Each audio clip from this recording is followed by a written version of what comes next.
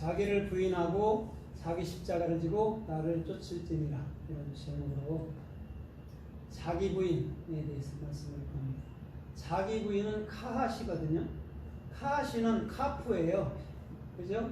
알렙부터 요드까지를 함축해서 넘긴 거죠. 그죠? 그러면 성경 66권 전체를 배워서 마음 안에 적용시킨 거예요. 그래서 여기서 카프에 보면 점이 하나 들어가 있거든요. 그건 뭐냐면 오늘 이 세상에 하나님은 우주 만물의 전부이신데 우리 가운데 올 때 점으로 왔다라는 것이죠. 예수님. 거기서 점이 나왔다 했어요. 일반인들이 치는. 그 점이 우리 안으로 들어온 거예요. 마음 안으로. 그게 카프라는 것이죠. 그래서 오늘 주께서 내 안에 완벽하게 들어와 계시면 그분이 내 안에 생명이 되고 또한 성전이 되고 또한 주님이 거하시는 집이 되는 거죠. 그게 헤트예요. 그 다음에 쉰이라는 성경 66권의 올바른 비전이 신구약이 정확히 십자가 안에서 하나로 저와 여러분들에게 익혀지는 거예요. 그럼 우리는 율법도 복음도 그냥 하나였죠. 그런데 바리새인 서기관들은 율법만을 갖고 있는 거예요. 복음을 절대 전해줘도 저들은 받지 않아요. 그래서 우리는 율법에 대해서 죽고 율법을 다 복음으로 해석해 놓는 것. 그게 카하쉬라는 자기 부인인 거예요. 그 다음에 첼라우라는 거는 차대는 십자가에서 예수님이 책임진다 했죠. 그죠? 십자가에서 책임지고 라메드라는 진리를 익혀서 주님의 마음으로 살게 되는 것. 그게 첼라우예요. 그러니까 오늘 십자가나 자기 부인은 우리 스스로가 할 수 있는 게 단 하나도 없어요. 그죠? 예수와의 영인 성령이 내게 들어오면 나 자신, 나 자아의 생각 이런 거를 부인하는 거예요.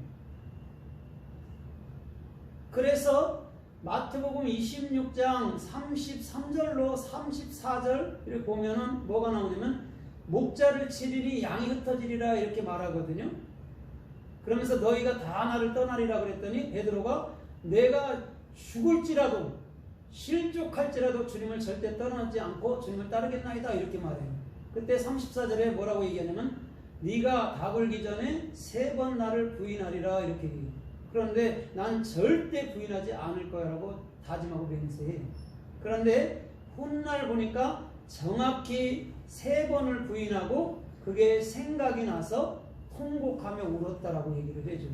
그럼 예수님 자신이 가룟 유다한테는 너 나 팔아 이래놓고 베드로한테는 너 나 부인해 이렇게 했단 말이에요. 그것도 3번씩이나.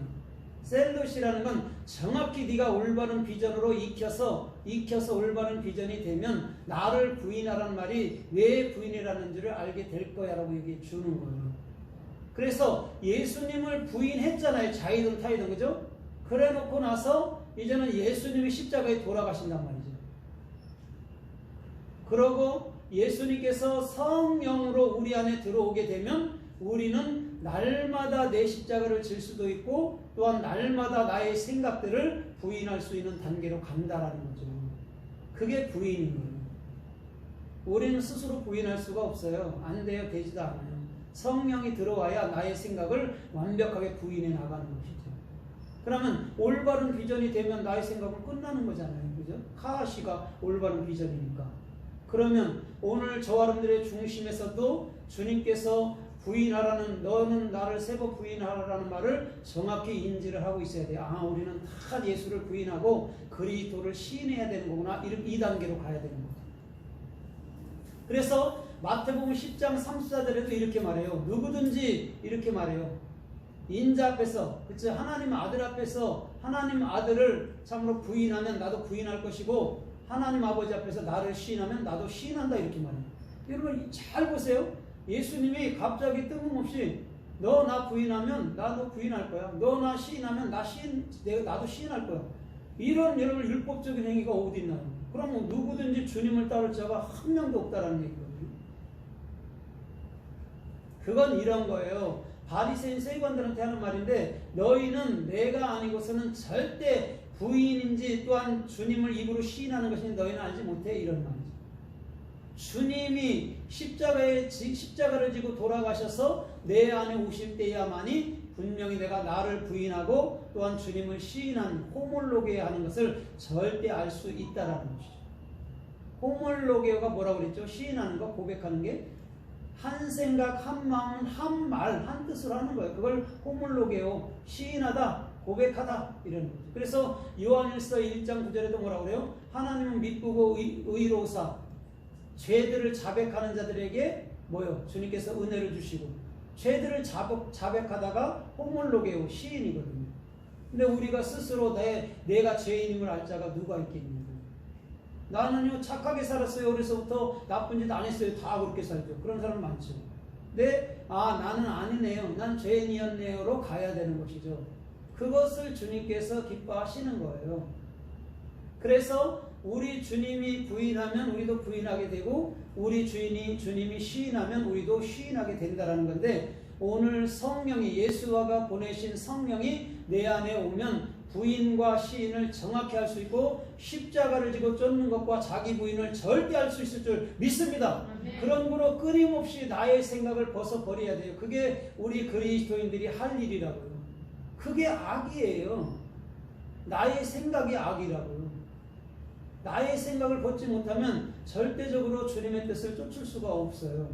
반면에 나의 생각을 십자가로 넘겨버리면 주님 뜻대로 살 수 있는 삶의 축복이 주님께로부터 임하여 줄 믿습니다. 그래서 베드로후서 2장 1절에 보면 이렇게 말해요. 너희 안에 거짓 선지자와 거짓 대언자들이 많이 일어났도다 이렇게 얘기해줘요. 그러면서 저들은 사신 주를 가만히 쫓아와서 부인하지 않은도다 이렇게 얘기해줘요. 그래서 그들의 행위들은 못된 일들을 쭉 해나가죠. 그죠? 베드로후서에 보면 뭐 돼지가 뭐 씻었다가 다시 돌아가고 개가 토했던 걸 다시 먹고 잠언 속담에 얘기하지 않았느냐 막 이러면서 잘 보셔야 돼요. 바리새인 서기관들은 그 일을 하고 있다고요. 그런데 그들이 육적으로는 뭐라고 그래요? 난 깨끗한 일 많이 했어, 섬기는 일 많이 했어, 착한 일 많이 했어, 교회 봉사 많이 했어 이런 걸로 간다는 것이죠. 그런데 주님은 다짜고짜로 베드로를 통해서 야 너 돼지야? 너 개야? 이렇게 얘기해 준단 말이에요. 니들은 맨날 그 타령이구나 이렇게 얘기해 주는 것이죠. 그런데 사신주를 부인한다는 거예요. 그럼 이거예요. 자기의 행함이 바름이 주님까지도 죽일 수 있다는 거예요.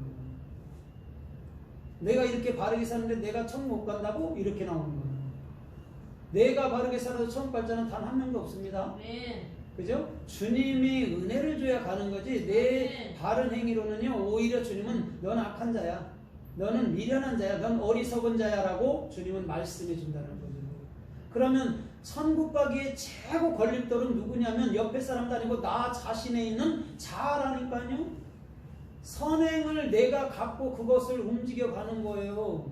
선행해놓고 나는 착하지 나 같은 사람은 어디 있어 이런다고 그놈을 잡아내야 된다니까요.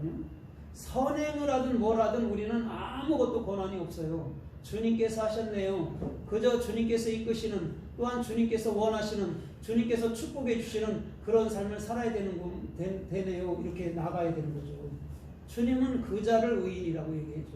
그래서 마태복음 9장에서 이렇게 말하잖아요. 병든 자에게야 의원이 필요 있지 건강한 자에게는 의원이 필요 없대요. 잘 보셔야 돼요. 바리새인 서기관들에게는요 예수님의 은혜가 필요가 없어요. 자기들이 바르게 사니까. 그러니까 자기들은 의인이라고 그랬는데 너희가 진짜 병자야. 니들이 병자인 거야 이렇게 얘기해 주는 거예요. 그러니까 가장 무서운 사람들이 뭐냐면 선행을 가장 많이 하는 사람들이요 가장 무서워요. 선행을 많이 하는 사람들이요 교회를 엎어요. 다른 게 아니에요. 그거 조심해야 돼요. 자기라는 것을 조심해야 내가 천국 사람으로서 주께서 원하는 그런 삶들을 살아낼 수 있다는 거죠. 그래서 요한일서 2장 28절에 보니까 뭐라고 얘기해요? 아버지와 아들을 부인하는 자 그가 적그리스도야 이렇게 얘기하거든요. 아버지와 아들을 부인하는 자라고 그렇게 말했어요. 여러분 저 보세요. 아들은 부인하라 했어요. 그죠? 예수는 부인하라 했어요. 분명히 예수 버리라고 주님 예수 자신이 얘기했어요. 그런데 아버지를 부인한다. 성령이 없는 자들이에요. 아버지는 부인하면 안 돼요. 아버지는 시인해야 되는 거예요. 예수는 부인해도 되고 예수한테 욕해도 되고 예수를 버려도 돼요. 그분은 그렇게 오신 거니까. 그런데 아버지를 버리는 자는 다 영원히 사함이 없다라고 설명을 해요. 마태복음 10장에. 그래서 예수님은 생전에 자기 자신을 부인하라고 아버지는 절대 너희가 부인하지 못할 거야 라고 얘기해 주는 거예요. 적그리스도라는 게 뭘까요? 주님을 온전히 알지 못해서 헛된 예수를 부르는 것이죠. 예수 엄청 찾잖아요. 이단들도 예수 찾아요. 그죠? 자기들의 목적을 위해서 예수 이름은 넣어요. 헛된 예수잖아요, 그게. 참된 예수는 내 안에 그리스도로서 영으로서 머리로서 나를 뭐예요? 주장하고 사는 것이죠. 주님이 나를 주장하는 거예요. 착각하면 안 돼요. 내가 내 생각을 주장한다면요, 큰일 나요. 주님이 나의 생각을 주장하는 거예요. 그래야지만이 그리스도인으로서 주께서 원하는 하늘나라로서 살 수 있는 삶의 축복이 주님께로부터 임하여오는 줄 믿습니다. 그래서 창세기 18장 15절에 뭐라고 그래요? 사라가 아브라함과 하나님과 대화할 때 사라가 뒷문에서 엿들어요. 여기서 뒷문에서 엿듣는다는 게 뭐냐면 알파와 오메가를 정확히 얘기해 주는 거예요. 아, 그리스도가 내 안에 일할 때 내가 그리스도, 예수 그리스도를 이삭을 낳을 수 있겠구나를 듣는 거예요. 그래서 장막문 뒤에서 사라가 아브라함과 하나님의 말씀을 엿들었더라 이렇게 얘기해 주는 거예요. 그래놓고 사라야 내가 너에게 자녀를 줄게. 그러니까 사라가 웃겨요. 내가 90이 되고 경수가 다 끊어졌는데 내가 어떤 수로 아기를 낳습니까? 이렇게 말했더니 예수님이 야 너 나 비웃더라 이렇게 말했더니 사라가 안 비웃었어요. 예수님이 비웃었느니라 하고 딱 끝나는. 여러분 하나님이 사라하고 그렇게 말싸움할 것 같아? 그런 얘기가 절대 아니에요. 이 비웃음이라는 건 뭐냐면 네가 네 자신을 부인해야 네가 날 거 아니야 이런 말이에요. 자기 자신이 경수가 끊어져서 인간적으로 볼 때는 아기를 절대 못 낳는다고, 그죠? 근데 그걸 어떻게 시인하겠냐고 인간으로서. 그게 비웃음이라는 거예요. 사람의 생각으로는 절대 안 되는 거. 그게 부인이라는 것이죠. 그런데 주님의 영이 들어가니까 정확히 부인이 뭔지 알게 되는 거죠. 나 자신을 거절하니까 90세에도 능히 아기를 낳을 수 있네. 그래갖고 모세의 기도에서 어떻게 시편 90편에서 모세가 주의 날은, 그죠? 주의 첫날이 밤에 한 경점 갖고 딱 얘기를 하는 거예요. 시편 90편에 사라 90에 한 경점인 예수님이 그 안에 들어갔다라는 거예요. 그러니까 어떻게 해요? 웃었다 이런 말이에요. 비웃음을 웃음으로 바꿨다. 정확히 이렇게 설명해도 된다라는 것이죠.